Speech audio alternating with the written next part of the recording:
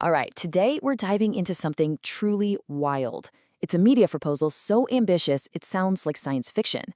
We're talking about a plan to smash together two of Japan's biggest cultural forces, anime and sports, and in the process, maybe, just maybe, completely reinvent how we watch games all over the world. Let's get right into it. Okay, just picture this for a second. You're getting ready to watch a massive soccer match, the biggest of the year.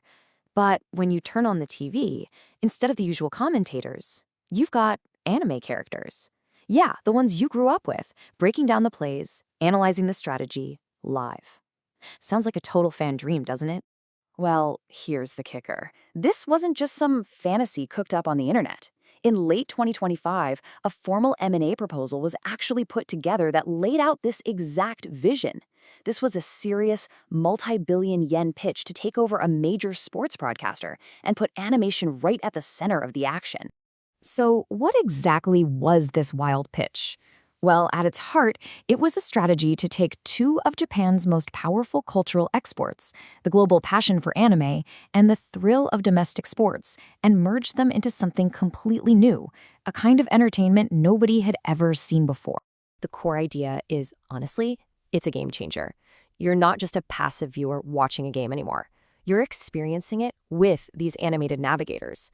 They can explain complex tactics, cheer on the players, and weave in a layer of storytelling that, let's be real, traditional broadcasting just can't touch.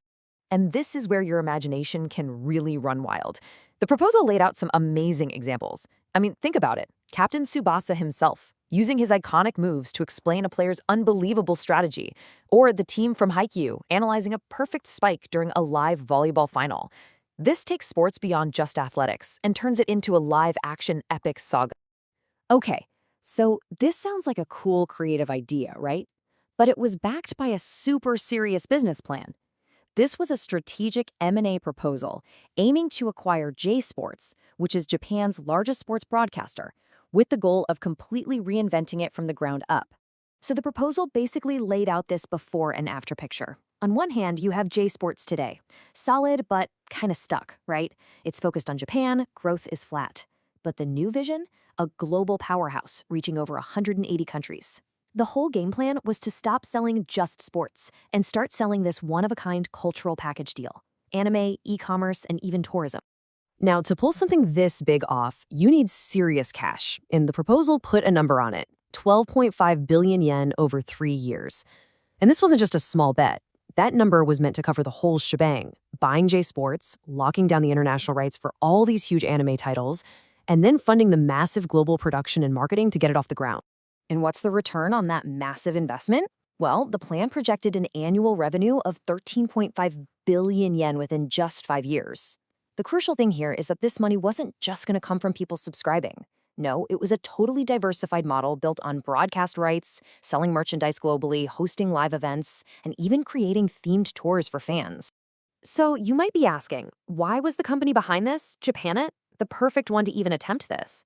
It all comes down to one huge advantage. They control everything. Unlike their competitors who have to rely on a bunch of different partners, Japanet handles it all in-house. Production, broadcasting, sales, e-commerce, travel. That gives them total control to create the perfect experience and, of course, to make money from every single part of it.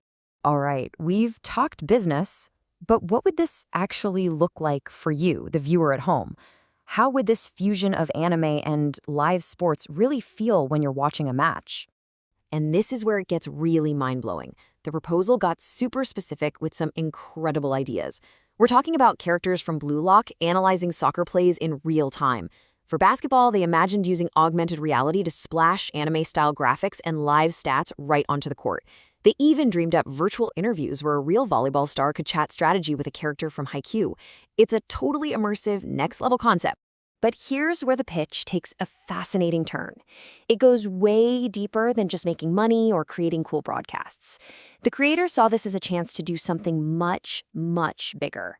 At the very soul of this business plan was a really profound cultural mission. And that mission is all centered on something called the Bell of Great Joy. This is a real-world project that started in a town called Uejima, Japan. The goal is to install these special bells all across the globe as symbols of peace.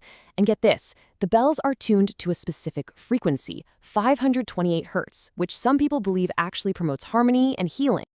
The legendary anime creator Leiji Matsumoto, the genius behind Galaxy Express 999, was a huge supporter of this project, and his words just capture the spirit of it perfectly. This isn't just about some bells, it's about using a shared sound, a shared experience, to send a message of peace and celebrate the incredible potential we all have. And here is the absolute genius of the plan. The proposal was to make the actual sound of this bell the official station ID. You know, the sound you'd hear right before and after every single broadcast. So every match, every moment of intense competition and cheering would be wrapped in this universal call for peace and joy. So when you put all these pieces together, the ultimate ambition here was wow. It was way bigger than just creating a new TV channel. This was about creating an entirely new kind of global media company, one that exports not just shows, but a whole philosophy. The proposal laid out this really cool evolution of what a business can be. It starts with selling things, in Japanese mono, which is just standard e-commerce. Then you evolve to selling experiences, kodo, like watching a game or going on a tour.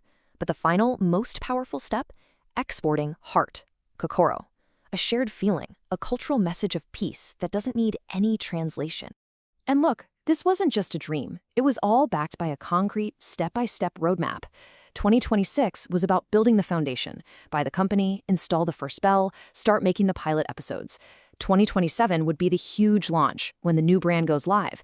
And by 2028, the goal was full global expansion, even including amazing experiences like pilgrimage cruises for fans. So, at the end of the day, this whole crazy, brilliant proposal leaves us with a huge question. Is this what the future of media looks like? Not just separate streams of content, but these totally integrated worlds that blend entertainment, shopping, and a real unifying message. It's an incredibly ambitious vision, and it makes you wonder what could happen when you dare to broadcast not just a game, but a feeling.